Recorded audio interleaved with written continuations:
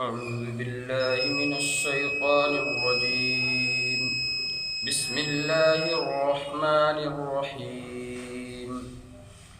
واضرب لهم مثل الرجلين جعلنا لأحدهما جنتين من أعناب وحففناهما بنخل وجعلنا بينهما زرعا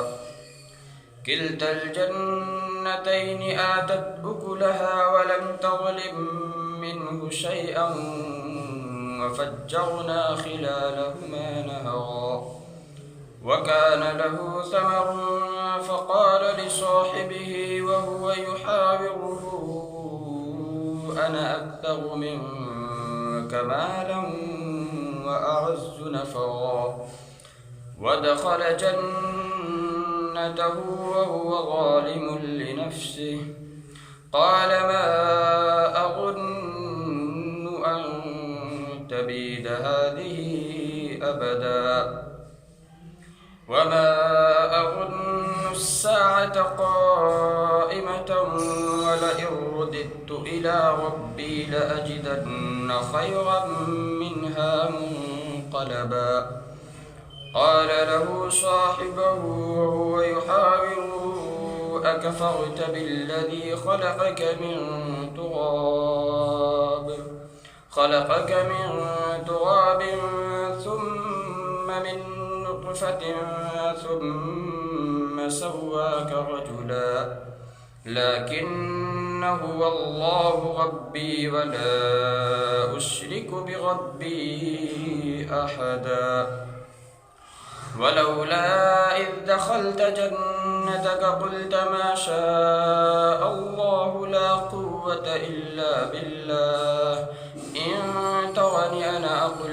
أقل منك مالا وولدا فعسى ربي أن يؤتيني خيرا من جنتك ويرسل عليها حسبانا من السماء فتصبح صعيدا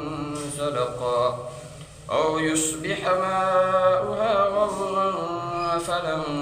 تستطيع له طلبا وأحيط بثمره فأصبح يقلب كفيه على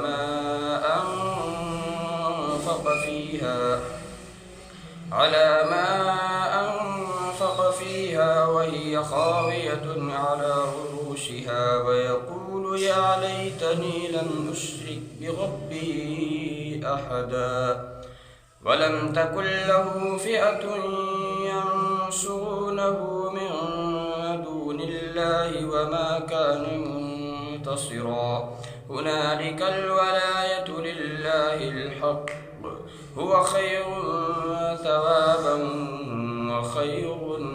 عقبا